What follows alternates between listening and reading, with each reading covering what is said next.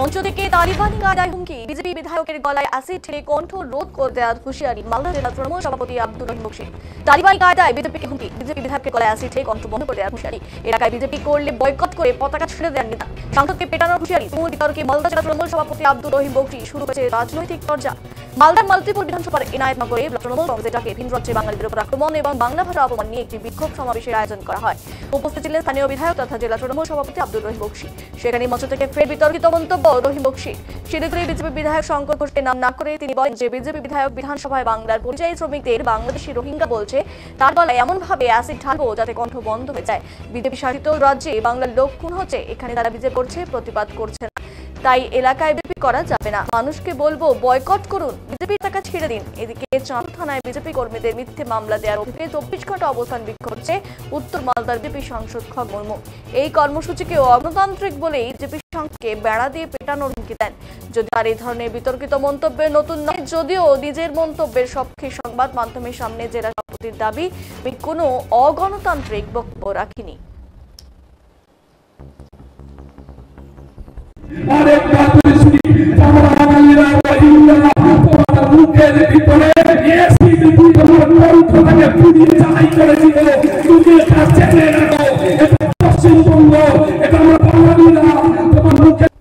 না, আমি যেটা বলেছি যে 2 তারিখে বিধানসভার ভিতরে জৈনক বিজেপি বিধায়ক তিনি বললেন যত পরিযায়ী শ্রমিক বাইরে কাজ করতে যাচ্ছে সে পরিযায়ী শ্রমিকরা সকল হচ্ছে রোহিঙ্গা, বলেছে বাংলাদেশি।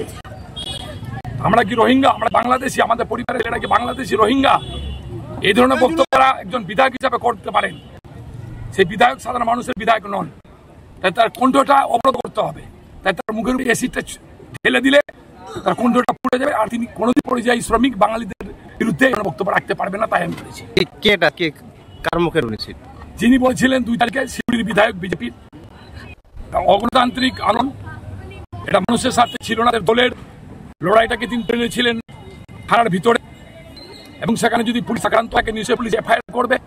আর এই আন্দোলনকে আমরা সমর্থন করি না। এটা অগণতান্ত্রিকভাবে সরকারকে বিব্রত করার জন্য, পুলিশকে বিব্রত করার জন্য, মানুষকে বিব্রত করার জন্য রাজনৈতিক সারিক আন্দোলন করার চেষ্টা করেছিলেন, সেটা ছিল সম্পূর্ণরূপে অবৈধ।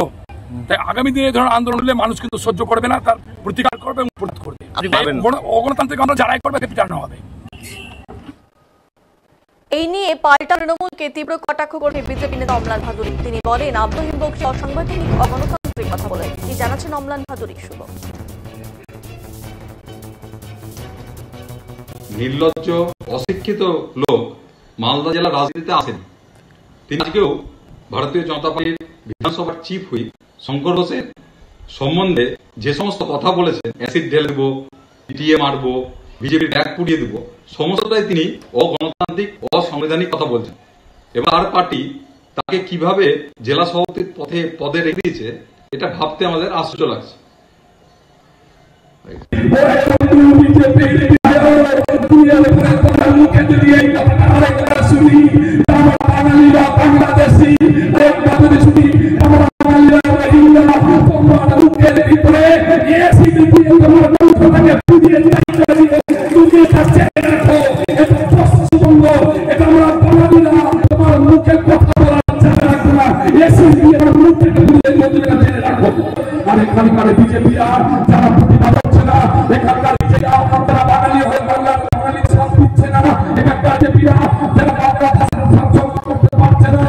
আমি তো অনুরোধ করবো আপনাদের কাছে, বন্ধু তারা এখানে বিজেপি করছে, তাদেরকে ভোট থেকে বয়কট করুন, তাদের বাড়ি ঘেরাও করুন, বিজেপির কথা ফিরে ফেলুন, তাদেরকে অবরোধ করে দিন। বিজেপিকে সমর্থন করা যাবে না। বিজেপি শাস্তি করে বিজেপি